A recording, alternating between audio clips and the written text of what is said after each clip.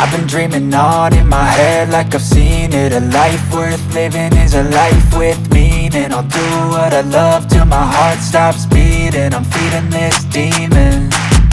Got a taste, can't erase bitterness in my face. Work a job every day till your dreams fade away. Like a card, never change, play the game that we say. I need a break. I'm staying strong, need to move on to be what I want. I'll keep dreaming. Salam Planter Indonesia, Assalamualaikum warahmatullahi wabarakatuh. Di malam hari yang berbahagia ini, izinkan The Brondol menjelaskan permasalahan seorang petani yang curhat kepada The Brondol bicara budidaya kelapa sawit, di mana bahwa fokus pembicaraan malam hari ini adalah pemupukan dengan menggunakan pupuk sultan sebenarnya, tapi hasilnya jong alias tidak sesuai dengan targetnya. Begitu kita mendengar pupuk menggunakan SS Amopos atau yang produksi dari Merage Tetap Jaya, maka yang tergambar dengan PND itu adalah seperti kita menggunakan 1616, pupuk yang luar biasa kualitasnya, walaupun harganya cukup mahal, yaitu adalah sekitar 725 sampai 850 per saknya. Tapi jangan salah bahwa perhitungan di dalam pemupukan kelapa sawit kembali lagi harus dihitung dengan seksama. Belum tentu pupuk yang mahal kita gunakan akan memenuhi kebutuhan dari tanaman kelapa sawit itu sendiri. Dimana bahwa tanaman kelapa sawit kembali lagi membutuhkan unsur hara itu adalah nitrogen, fosfor, kalium, plus magnesium, dan ada sedikit mikronya. Ini sangat penting sekali. Mikronya kalau di gambut ada Cu, kalau di ini gambut gambut. Kemudian ada Cu plus boron. Kemudian kalau yang di mineral kita hanya memerlukan boron saja.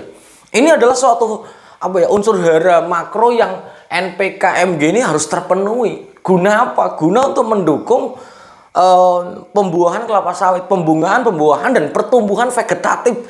Sekali lagi tanpa meninggalkannya. Karena begitu cerita sama The Brondol, saya sampaikan penggunaannya berapa? Sekian sak mas Pak Pendi.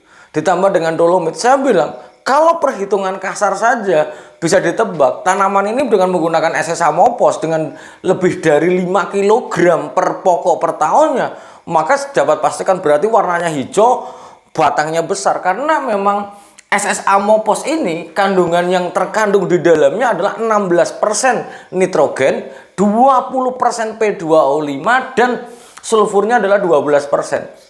Pak Pendi, ketika kita menggunakan pupuk ini tuh hasilnya gimana? Maka ketika saya tebak mesti pelepahnya hijau bagus, mekar, plus batangnya mesti besar. Jawabannya iya. Tapi buahnya nggak ada. Kenapa buahnya nggak ada? Karena bahwa kalau kita menghitung kembali lagi, SS Amopos, nitrogen, fosfor, ditambah dengan dolomit, magnesium. Kalau kita lihat di sini, maka tidak ada yang namanya kaliumnya. Ini kaliumnya hanya mengandalkan yang tersedia di tanah kita sendiri. Jadi yang tanah yang ada, ketika untuk mendukung panen kelapa sawit, buah kelapa sawit itu sendiri, bunga dan buah didominasi oleh kalium. Ketika jumlahnya itu nggak ada, resiko terbesar adalah buahnya pasti akan kecil-kecil. Kalau toh misalnya masih kecil-kecil masih untung. Kalau seandainya tidak pernah diberikan, maka bisa dapat dipastikan lama-lama akan terjadi interval pembungaan yang memang tidak mendukung pendapatan kita sebagai seorang petani. Sehingga belum tentu penggunaan pupuk sultan akan menghasilkan, menjadikan kita sultan, itu belum tentu. Maka harus dihitung dulu. Lah, ketika kita melihat SS Amopos dikombinasi dengan dolomit untuk tanaman kelapa sawit yang sudah menghasilkan, ternyata di sini memang hasil buahnya adalah minim. Dari ceritanya beliau adalah 500 kg per panen alias 1 ton per hektar dari 100 sekian, hampir 160-an atau 170 pohon. Angka yang sangat rendah sekali yang masih bisa dinaikkan. Beliaunya cerita bahwa nggak nutup apa yang dia jelas nggak nutup. Ini sebenarnya kalau dari cerita ini SS Amopos yang dikombinasi dengan dolomit sebenarnya hanya menambahkan KCl saja. Pak Pendi, KCl mahal. Ya udah, tambahi dengan menggunakan abu janjangan kosong misalnya, yang mungkin tersedia di beberapa tempat. Maka hasilnya akan wow. Tapi kalau hanya ini saja, Pak Pendi, ini kan ada 12% sulfur. Buat apa ini untuk ini? Sulfur di tanaman kelapa sawit tidak terserap dalam jumlah yang banyak. Sulfur hanya akan memberikan efek keefektifan dalam penyerapan nitrogen untuk tanaman kelapa sawit. Sehingga ketika kita menggunakan SS Amopos untuk tanaman kelapa sawit, mesti daunnya mesti bagus. Apalagi warnanya hijau, kemudian mekar, di mana pelepahnya, jaringan gabusnya itu terbentuk dengan bagus, maka dia akan mekar. Tapi buahnya nggak ada karena kaliumnya itu kurang. Sehingga para planter semuanya, dan satu lagi yang kurang lagi di sini adalah balik lagi boronnya nggak ada. Lah boronnya nggak ada, ini efeknya apa sih Pak Pendi? Kembali lagi bahwa boron tidak hanya sekedar digunakan untuk menyempurnakan pembentukan daun. Kalau misalnya beberapa gejala kekurangan boron itu memang akan adanya keriting-keriting, tapi belum tentu hanya keriting-keriting tok. Tapi yang sering terjadi adalah bahwa kekurangan boron, maka pembentukan lendir yang nanti akan menyebabkan bunga terserbuki dengan bagus, yang nantinya akan menjadi brondolan tidak terbentuk dengan baik. Sehingga bahwa buahnya ya wajar 500 kilo. Maka saran The Brondol kepada mas-mas yang curhat ini adalah kembali lagi, kalau toh mau dipertahankan menggunakan SS Amopos yang dikombinasi dengan dolomit, maka kita kembali lagi, kita harus berhitung nitrogennya ada, fosfornya ada, magnesiumnya dari dolomit sudah ada, ditambah dengan efisiensi dari sulfur yang luar biasa baik ini, maka hanya menambahkan KCl. Ini hanya tambah KCl saja. Ketika ditambah dengan KCl, maka dia pasti akan bagus. Ketika dia beliau cerita sekitar 10 tahun misalnya, maka KCl-nya ya 3 sampai 3,25 lah paling tidak. Misalnya 3 sampai 3,35 kg per pokok per tahunnya yang mau dibagi dua.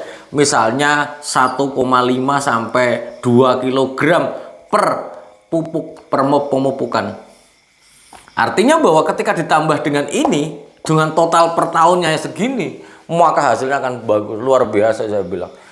Angka ini mungkin akan berlipat-lipat karena balik lagi bahwa ini 500 kg itu ya nggak nutup jelas, karena SS Amopos dengan harga yang segitu mahal, maka dengan adanya ditambah dengan KCl, kaliumnya terpenuhi, pembungaannya bagus, apalagi ditambah dengan boron misalnya 50-100 gram per tahunnya, per pokok per tahunnya, maka pembungaannya akan bagus, penyerbukannya akan bagus, dan hasilnya mesti akan bagus.